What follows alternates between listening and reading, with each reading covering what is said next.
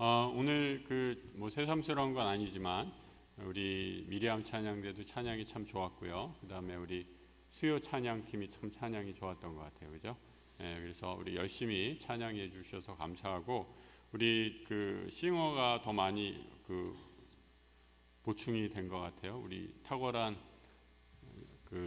리더인 이성권 목사님이 리더가 돼가지고 우리 보미 자매랑 한별 자매가 같이 해주고, 그 다음에 키보드도 우리 세영 자매랑 또 정윤이랑 같이 해주고, 우리 또 창현 형제가 드럼 해주고, 그 다음에 우리 김승기 집사님이랑 이현실 집사님이 든든히 받쳐주셔서 감사합니다. 우리 다 함께 우리 영광의 박수 한번 돌려드리겠습니다. 감사합니다.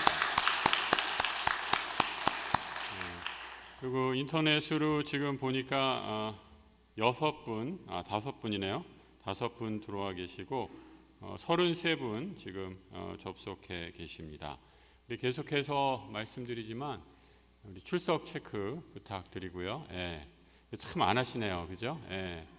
이렇게 교회 공예배는 우리 모든 성도가 요즘 참 모이기 힘든 때인데 모이기를 힘쓰라라고 이렇게 성경에 말씀하시잖아요. 그래서 우리 특별히 재직들 열심히 여러 가지 사정으로 우리 현장 예배 참석하기 힘드시면 우리 온라인으로도 우리 예배에 한번 참석해 주십사 부탁을 드리고요. 이제 곧 5월 달에 우리 항존직 선거가 있습니다. 우리 여러분은 약수교회가 어떤 교회가 되기를 원하세요? 어떤 교회는 이렇게 항존직 임직을 받으면 모든 예배에서 면제가 되는 그런 독특한 문화가 있는 교회들이 있더라고요. 여러분도 우리 교회가 그런 교회 되기를 원하십니까? 장로, 권사, 안수 집사 되면 이제 예배는 안 드리고 일만 해도 된다, 이런 교회가 되기를 원하시면 뭐 예배 안 참석하셔도 되겠죠. 근데 그렇게 되면 교회가 정말 건강한 신앙생활을 할 수 없다라고 생각합니다. 그래서 여러분들이 그거는 만들어 가시는 것 같아요. 우리 교회가 어떤 교회가 되는가라는 것, 우리 성도들이 기도하시면서 정말 예배를 사모하고 함께 예배드리는 모이기를 힘쓰는 그런 교회가 되고, 또 우리 교회 재직들이 그런 예배에 앞장서는 그런 귀한 예배가 은혜가 충만한 우리 약수교회가 되기를 주님의 이름으로 축복합니다. 어떤 분이 저한테 그러시더라고요. 목사님, 예배 안 나오는 사람 좀 혼을 좀 내달라고. 제가 혼낼 수 있는 건 여기가 최선입니다. 더 이상 어떻게 혼을 더 내겠어요? 자, 오늘 하나님께서 우리에게 주신 말씀은 고린도전서 14장에 있는 말씀을 통해서 14번째 시간 덕을 세우기 위한 말로 이라는 제목으로 말씀 연회 나누도록 하겠습니다. 우리 지난 시간에 12장, 13장, 14장 오늘 다룰 이렇게 다루면서 12장, 13장, 14장이 무슨 구조라고 그랬어요? 샌드위치 구조다라고 이렇게 기억을 하시죠. 그래서 13장에 사랑이라는 가장 좋은 은사를 말해주겠다라고 얘기했고, 이제는 그 12장에는 여러 가지 은사를 얘기했고, 그 다음에 13장에 사랑의 은사를 얘기했어요. 그리고 오늘은 샌드위치 마지막 겉면, 또 하나 면을 얘기하는 거예요. 그 면은 무엇이냐? 오늘 이 말에 관한 거예요. 그래서 오늘은 예언과 방언에 대한 가르침을 고린도 교회에 주고 있는 것을 보게 됩니다. 그래서 오늘 이 과의 제목을, 오늘 성경 공부의 제목을 이 덕을 세우기 위한 말이다라고 이렇게 잡아봤습니다.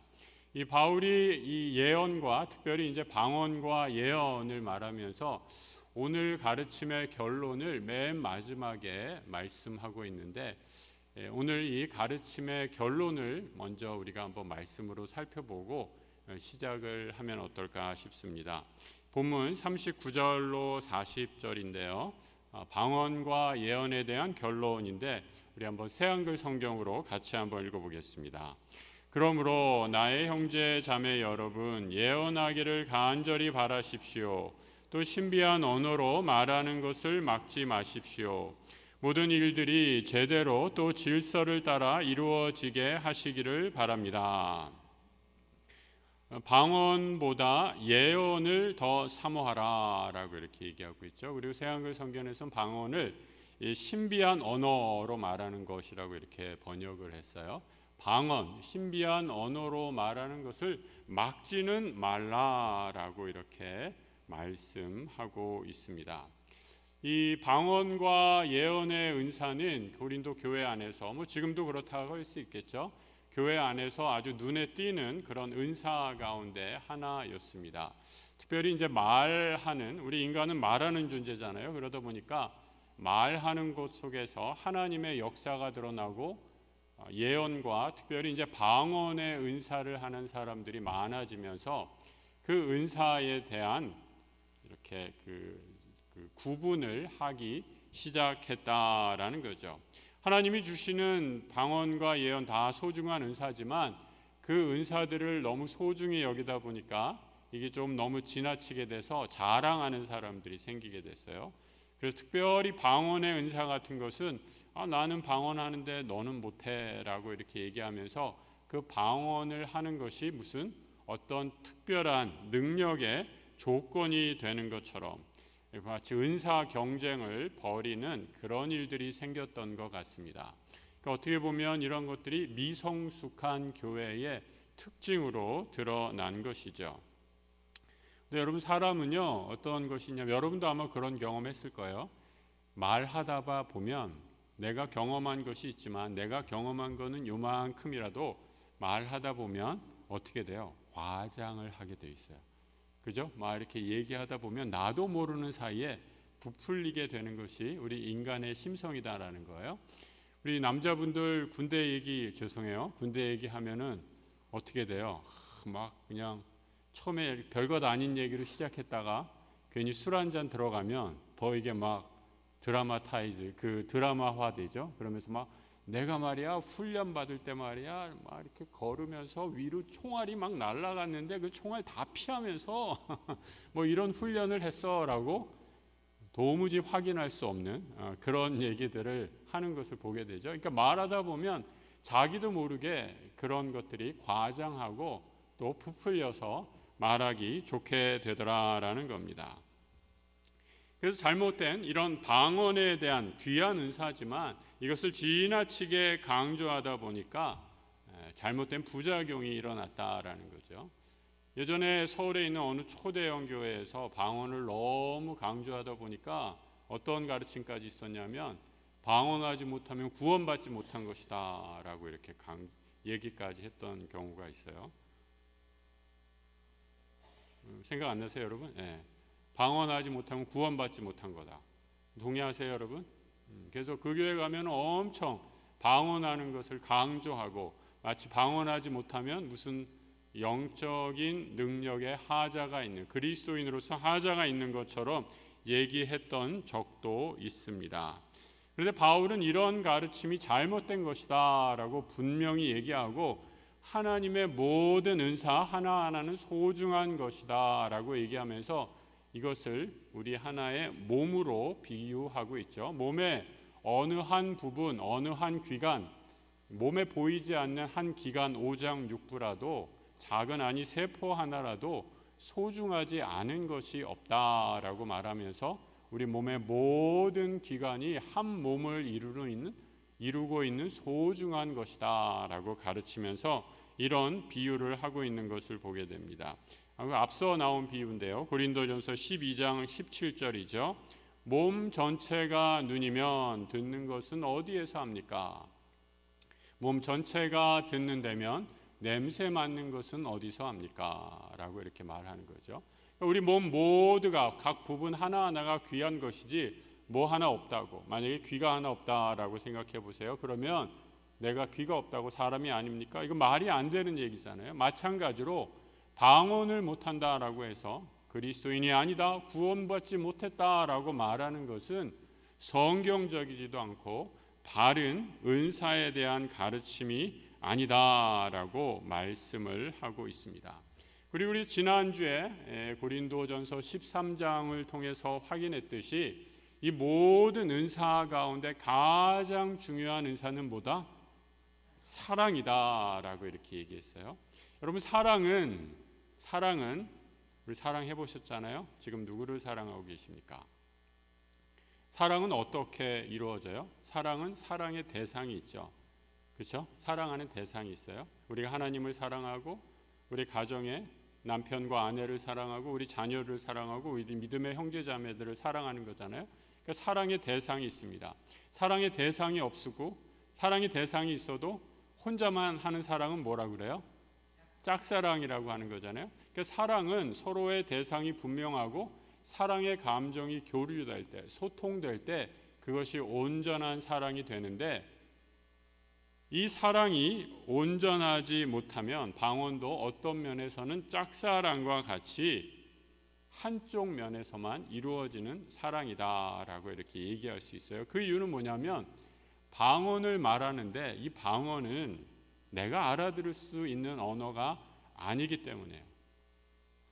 방언의 정의를 2절에서 이렇게 얘기해 주고 있습니다. 2절 같이 한번 읽어볼까요? 신비한 언어로 말하는 사람은 사람들에게 말하는 것이 아니라 하나님께 말씀드리는 것이기 때문입니다. 어떤 사람도 알아듣지 못하니까요. 그는 성령님을 힘입어서 신비한 것들을 말하는 것입니다. 방언은 내가 말하지만 그 말씀을 하게 한 방언 기도의 주체는 내가 아니라 성령께서 지금 나를 통해서 내 혀를 통해서 말씀하시는 거기 때문에 나는 알아듣지 못합니다 라고 말하는 거죠. 그래서 바울은 이를 신비한 언어라고 이렇게 얘기하고 있습니다. 다시 말해 방언이라는 것은 하나님과의 비밀스러운 소통이다라고 말씀하고 있고요. 그렇다고 방언이 무익한 것은 아니에요. 방언은 기도하는 사람에게 좋은 것입니다. 그렇지만 이 방언을 통변하는, 해석하는 능력과 더불어 받지 않으면 이 방언은 공적인 자리에서는 자제해야 한다라고 이렇게 사도 바울은 가르쳐 주고 있습니다. 개인적으로 여러분들 가운데 방언의 은사를 받으신 분이 있으세요? 얼마든지 기도하십시오. 그 기도는 귀한 것입니다. 금할 필요는 없습니다. 하지만 공적인 자리에서 방언의 기도를 하는 것은 분별할 필요가 있다라고 이렇게 말씀하고 있는 거죠. 굳이 비교를 하자면 사랑하는 남녀가 있는데 두 사람이 뜨겁게 사랑하는 것 얼마나 좋고 귀한 일이에요. 하지만 공공 장소에서의 뜨거운 애정 행위는 좋다 나쁘다. 이것도 생각에 따라서 틀릴 수 있겠네요. 공공 장소에서의 너무 심한 애정 행위는 우리가 좀 생각해 보아야 한다라는 거죠.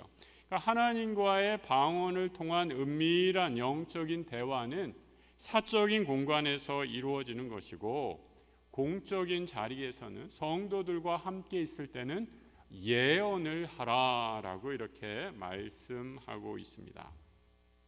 그래서 바울은 오늘 14장에서 방언과 예언의 아주 신비한 하나님의 말을 하는 방언 기도와 예언의 차이를 이렇게 아주 간단하게 정리해 주고 있습니다. 4절의 말씀인데요. 이렇게 얘기하죠.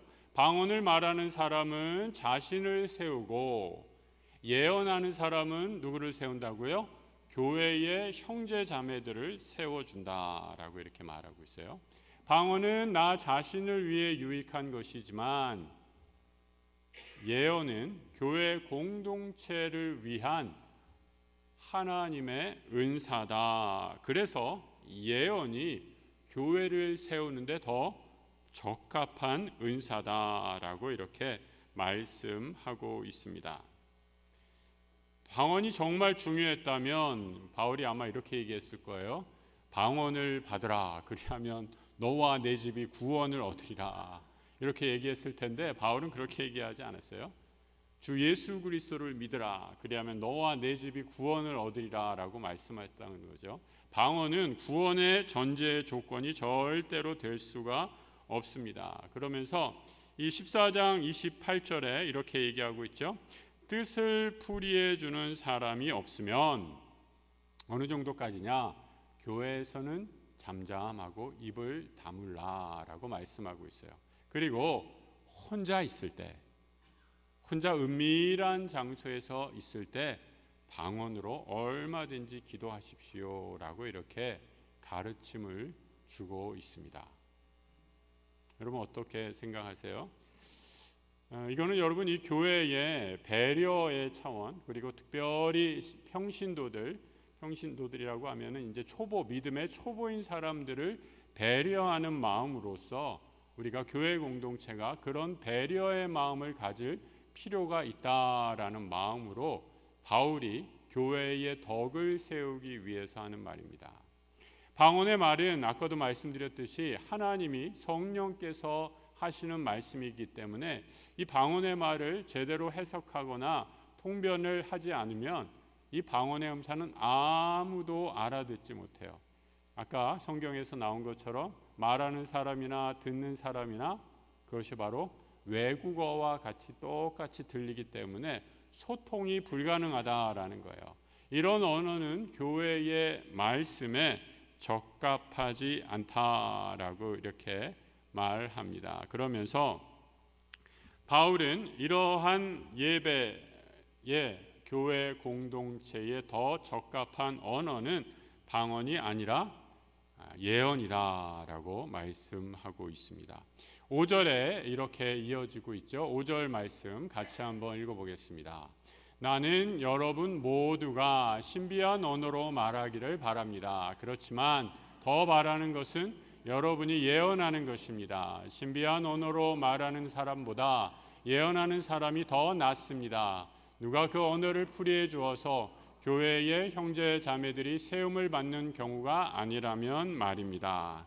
그러니까 방언은 통역하는 사람이 없는 한 되도록이면 자제하고 교회에서는 예언하는 것이 훨씬 더 귀한 은사다. 그렇다고 방언을 금지하거나 하지 말아라라고 말하는 것은 아니죠.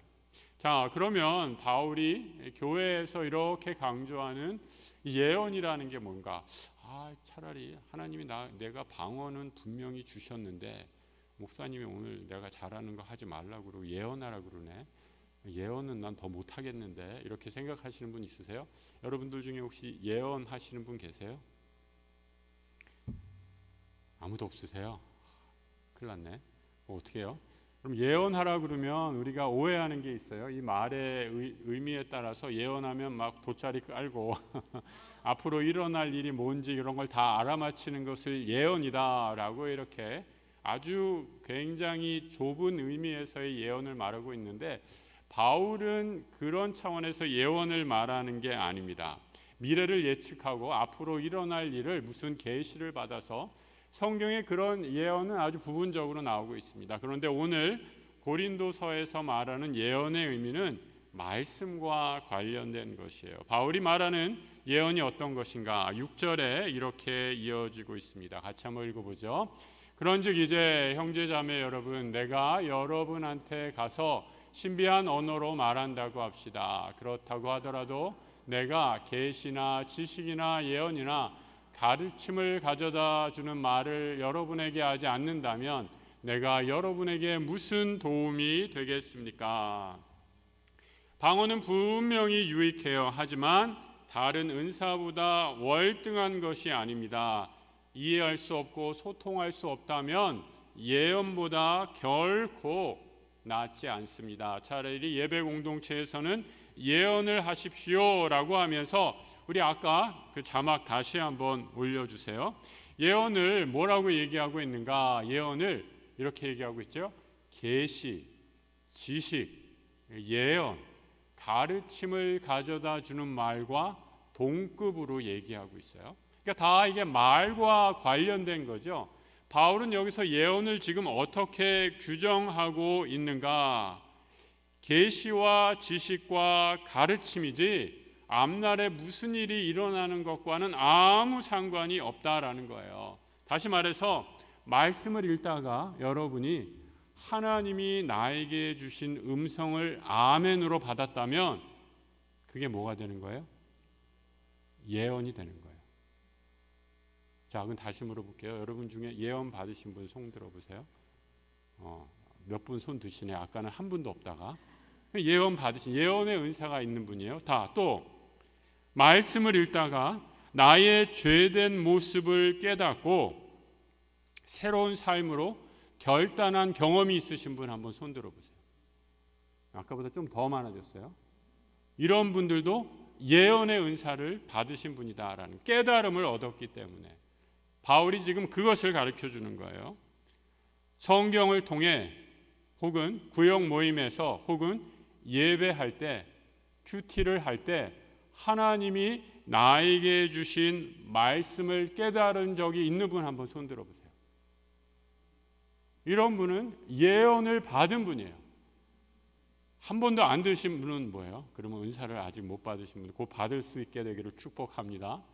여러분, 우리가 모든 어떤 형태로든지 말씀의 은혜를 받았다면 이는 말씀의 예언의 은사를 받고 우리가 하나님의 은사를 누린 사람이다라고 이렇게 말씀하고 있는 거죠.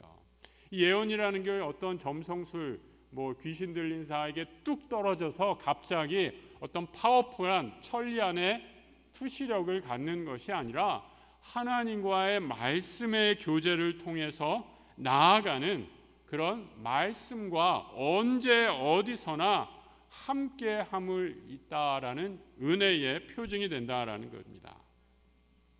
그래서 이 예언의 은사는 어떤 기능이 있는가? 3절에 이렇게 말씀하고 있습니다. 3절 이렇게 얘기하죠. 예언하는 사람은 사람들에게 말하는 것입니다. 이 예언의 은사를 통해서 어떤 일들이 일어나는가? 사람들을 세워주고 사람들을 북돋아주고 사람들을 달래주는 역사가 일어납니다 라고 이렇게 말씀하고 있어요. 여기서 사람들을 세워준다라는 헬라어는 오이코도메라는 헬라어가 쓰였어요. 이 오이코도메라는 말은 집이라는 어원을 갖고 있는 단어예요. 다시 말해서 예언의 은사를 받아서 우리가 믿음의 형제 자매들에게 은혜의 말을 건넬 때 그분들에게 내가 이분을 통해서 우리 믿음의 형제 자매들을 통해서 다시 격려를 받아 믿음의 집이 다시 세워지는 은혜를 누리게 된다라는 거예요. 그러니까 교회 안에서 성도들이 할 말은 이런 서로의 믿음을 세워주는 은혜의 말을 해야 된다라는 거죠. 이것이 바로 사람들을 세워주는 그런 말이다라고 이렇게 말씀해주고 있어요. 또 하나 북돋아 준다라는 거죠. 잘못을 지적하고 너는 왜 이래? 너는 왜 요것밖에 못해? 라고 지적질하는 것이 아니라 잘못을 했더라도 너그럽게 감싸주고 포용해주고 인커리지 해주는 거죠. 괜찮습니다. 이해합니다. 사랑합니다. 라고 계속해서 북돋아주는 말을 할 때 하나님께서 그 가운데 역사하신다라고 말씀하고 있는 거죠.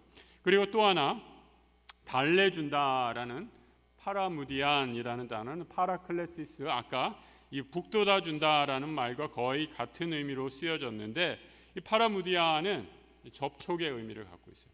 등을 토닥토닥 두들겨 준다라는 그런 의미를 갖고 있는 단어예요.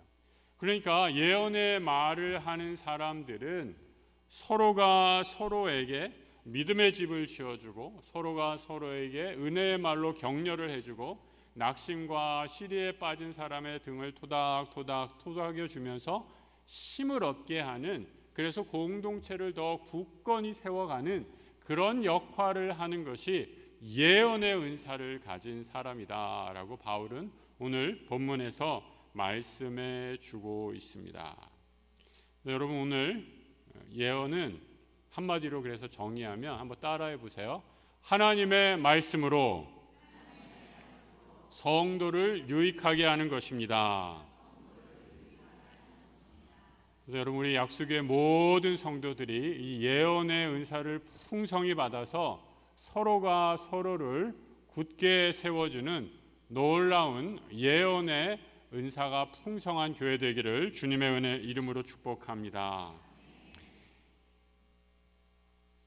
근데 안타깝게도 고린도 교회 교우들은 이런 예언과 방언의 은사를 사용하는데 좀 미숙했던 것 같아요. 그리고 특별히 방언하는 기도에 있어서 방언의 은사를 너무 자랑하다 보니까, 또 이것을 너무 큰 소리로 얘기하다 보니까 상대방을 배려하지 못하고 상대방을 고려하지 못하고 함부로 남을 정죄하고 그 나에 가진 은사로 남을 정죄하는 그런 안타까운 일들이 생겼던 것 같습니다. 그래서 하나님께서는 고린도전서 14장 33절에 이렇게 말씀해 주시죠. 모든 은사는 질서 있게 사용하십시오. 하나님은 평화의 하나님이십니다. 라고 이렇게 말씀하고 있죠.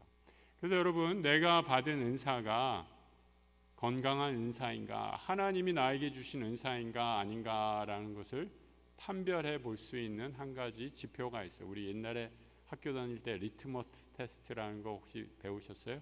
이게 화학 실험할 때 뭐 종이 딱 떨어뜨리면 종이 색깔이 이렇게 리트머스 용지가 무슨 색깔로 이렇게 변하는 거 혹시 기억나세요? 내 은사가 건강한 은사인지 아닌지 판별할 수 있는 근거는, 그 테스트하는 방법은 내가 은사를 교회에 하나님 앞에 드려지게 됐을 때 이 은사를 통해서 교회가 더 화목하게 되고 사람들이 세워지고 믿음의 은혜를 입게 된다면 그 은사는 하나님이 주시고 성령님이 주신 귀한 은사이지만, 내가 하나님의 은사를 받았지만 이 은사 때문에 교회가 분란이 생기고 어려움이 생기고 분열하게 된다면 그것은 하나님께서 주신 은사가 아닐 수 있다라고 가르쳐 주고 있는 것입니다. 그래서 이 은사를 무분별하게 사용하는 예가 오늘 읽으셨던 말씀 7절에서 9절까지 쭉 이어지고 있습니다. 굉장히 구체적인 예로 이렇게 이어지고 있죠. 7절부터 한번 볼까요? 피리, 기타, 악기들이 소리를 낼 때, 이게 뭐 만약에 불협화음으로 소리를 낸다면 어떻게 그 소리를 우리가 구별할 수 있겠는가? 은사가 교회 안에서 바르게 활용되어지지 않을 때 나타나는 현상들을 말하고 있습니다. 그 다음에 만약에 전쟁에서 나팔이 불분명한 소리를 낸다면 어떻게 전투에 임한 군사들이 전쟁에 대비를 하겠습니까? 또 말하고 있는 거고요. 그 다음에 또 하나, 방언으로 얘기해도 이 방언이 어떤 말인지 도무지 알아듣지 못한다면 허공에 대고 말하는 것과 같다라고 하면서 구체적인 예를 통해서 말하고 있죠. 우리가 지난주에 13장에서 살펴봤듯이 사랑이 없으면 이 모든 소리들이 울리는 꽹과리 소리가 된다라는 말이 바로 이 부분을 다시 한번 얘기해 주는 것이다 라고 이렇게 말씀하고 있습니다. 그래서 우리가 교회 공동체 안에서 은사가 사용되어질 때 서로를 배려하지 않고 이 은사를 사용하면 교회 공동체의 평화가 깨어지게 됩니다. 그래서 바울은 어느 정도까지 얘기하면, 누가 말하기 시작하면 다른 사람들은 입을 다무십시오 라고 이렇게 얘기하고 있어요. 당연한 거 아니에요? 그럼 왜 싸우게 되는 거예요? 서로가 마이크 잡고 서로가 얘기를 하려고 하니까 소리가 시끄러워지고 싸움이 나는 거 아니에요? 그러니까 누가 하나 말할 때는 입을 다물고 잠잠하게 들으라, 경청하라 라고 말하고 있는 것이죠. 30절, 31절의 말씀입니다. 앉아있는 사람에게 계시가 내리면 먼저 하는 사람은 입을 다물라 라고 권면하고 있습니다. 이어지는 31절, 모두가 차례차례로 예언할 수 있습니다. 모두가 배우고 격려받도록 말입니다. 그럼 내가 말하고 다음 사람이 말하고 그 다음 사람이 말한다라는 것은 무엇을 전제로 한 거예요?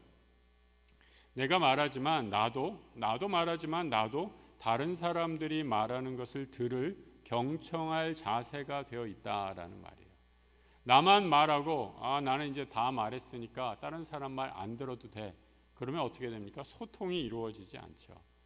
그런 식의 대화는 하나님 안에서 교회 공동체에서 이루어지는 바른 대화의 모습이 아니다라고, 미성숙한 교회는 바로 내가 방언으로만 혼자서 신나게 얘기하는데 방언으로 얼마든지 열심히 기도할 수 있는데 다른 사람들이 그 방언의 내용을 전혀 알아듣지 못한다면 마치 소통하지 못하고 불통에 빠진 사람과 말하는 것과 무슨 차이가 있겠느냐라고 말하는 거죠. 그래서 교회 공동체는 늘 서로를 배려하고 서로를 귀히 여기고 서로에게 말을 들어주는 경청의 자세가 필요하다라고 이렇게 말씀하고 있습니다.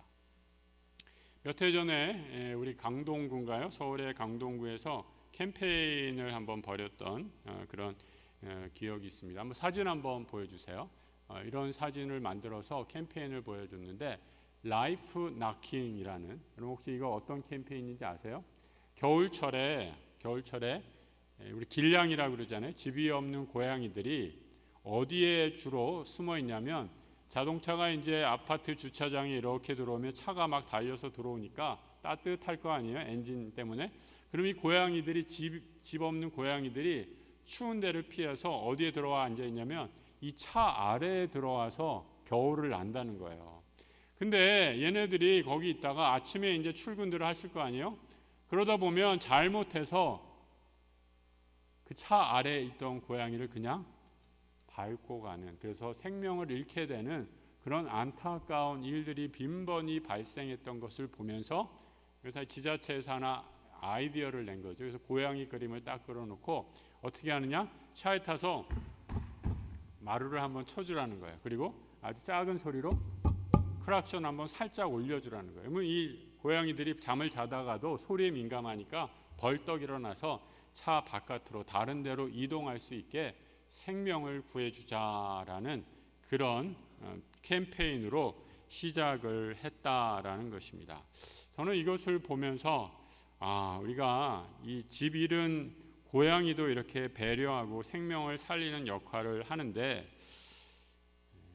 교회에서 초신자들, 교회에 새로 오는 사람들을 좀 배려하는 그런 마음들을 많이 갖고 더 실천했으면 좋겠다라는 생각들을 합니다. 제가 말은 많이 하는데 잘 안 고쳐지시더라고요.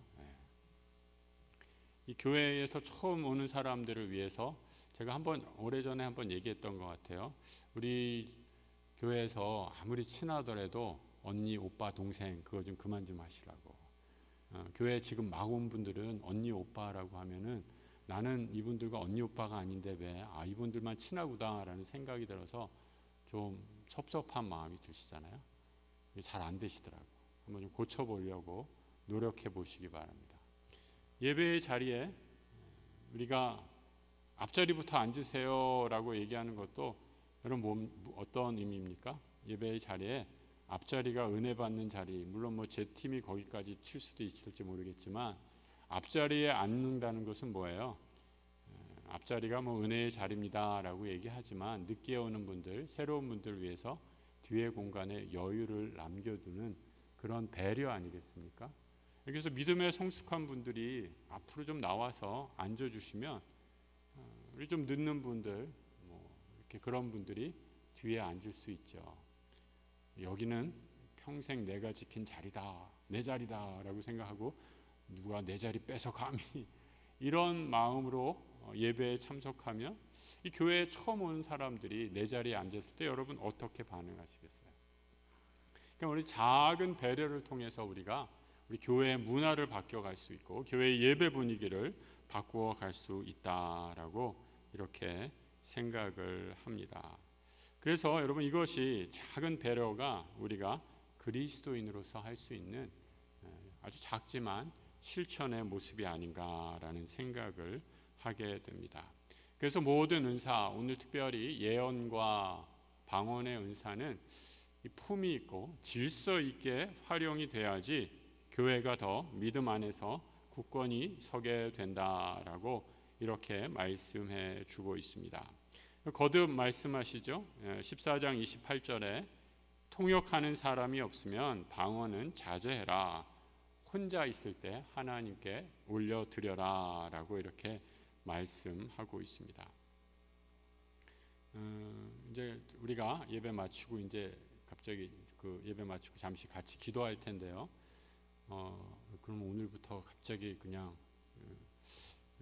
우리 방언으로 기도하시려고 지금 딱 준비하고 오셨는데 목사님 오늘 그 방언하지 말라는 거야? 뭐야? 그럼 조용히 해야 돼? 뭐 이렇게 좀 혼란스러우실 수도 있겠다라는 생각은 들어요. 근데 여러분 오늘 말씀하시는 것은 이 고린도 교회의 특수한 문화적인 배경이 있었어요. 그러니까 방언의 은사가 너무 커지게 돼서 이것을 좀 바울이 성경적으로 바로 가르친 말씀이셨고, 저는 우리 교회의 기도하는 모습이 굉장히 좋다고 생각합니다. 특별히 이제 통성으로 기도하고 뜨겁게 간절히 기도하는 것은 참으로 귀한 일이다 생각합니다. 뜨겁게 기도하세요. 그런데 이제 우리 가운데 제가 기도하다가 내 목소리가 너무 커가지고 우리 이 집사님 때문에, 김 집사님 때문에 나는 도저히 기도 못하겠어요, 이런 분은 한 번도 만나보지 못했거든요. 그래서 만약에 내 옆에 분이 내 목소리가 너무 커서 나는 이분 때문에 기도 못하겠어요 라는 분이 있으면 좀 교육자한테 살짝 얘기해 주세요. 그러면 저희가 조용히 가서 목소리 볼륨 조금만 낮춰주세요 라고 이렇게 정중하게 부탁드릴 수는 있습니다. 하지만 이렇게 뜨겁게 기도하는 것도 우리 교회가 갖고 있는 소중한 영적인 전통이다 생각합니다. 그래서 뜨겁게 간절히 기도하시기 바랍니다. 자, 그래서 예언을 말할 때 어떻게 해야 하는가? 14장 29절에 이렇게 말하죠. 둘이나 셋이서 말하기를 바란다. 그리고 다른 사람들의 그 뜻을 분별하기를 바란다라는 거죠. 그러니까 예언을 혼자서 내가 예언을 받았다라고 이렇게 얘기하는 게 아니라 그것이 정말 하나님으로부터 온 것인지 공개적으로 우리가 한번 검증을 하면서 말씀을 해야 된다라고 이렇게 얘기하고 있어요. 그러니까 아까도 말씀드렸던 것처럼 예언은 철저하게 하나님 말씀으로부터 시작되는 것이기 때문에 그것이 바른 하나님의 말씀인지를 꼭 두세 사람과 함께 모여서 검증해라라고 이렇게 말씀하고 있습니다. 예언을 한다라고 하면서 어떤 미래의 일을 말한다든지 어떤 주술사적인 어떤 귀신 들려가지고 점쟁이가 점치듯이 그렇게 하는 것은 오늘 바울이 얘기하는 교회의 덕을 세우는 그런 예언의 형태가 아니다라고 이렇게 말씀하고 있는 거죠. 모든 것이 말씀 중심으로 이루어져야 온전한 예언이 되고 말씀 안에서 바르게 설 수 있다라는 거죠. 그럼 우리 인간이 쉽게 이렇게 말씀 중심으로 예언하고 말하라라는 것은 우리 인간이 쉽게 우리 욕심의 지배를 받을 수 있는 그런 존재이기 때문입니다. 여러분 우리가 어떤 정도의 능력이 있냐면 우리의 욕심이 너무 커지면요, 이 욕심을 하나님의 뜻으로 둔갑해 버릴 수 있는 그런 능력까지 있는 존재가 우리 인간이에요.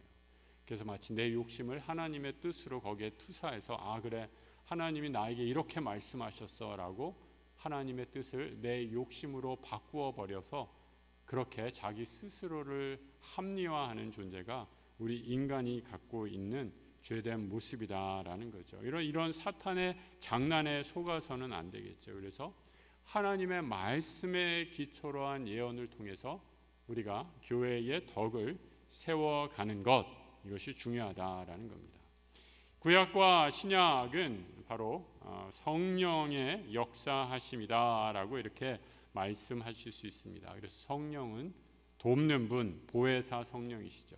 근데 이 성령이 나만을 돕는 것이 아니라, 나만을 돕는 분이 아니라 나도 돕고 우리 믿음의 형제 자매들, 우리 교회의 모든 교우들, 또 온 세상 만물 함께 도우시는 하나님의 영이시다라는 겁니다. 그래서 이 은사 가운데 우리가 남을 돕는 보혜사 성령의 은사를 받을 수 있는 것은 남을 도울 때, 섬길 때 그 은사가 드러나게 되고, 이 방언의 은사는 그런 면에서 굉장히 나만을 위한 은사다.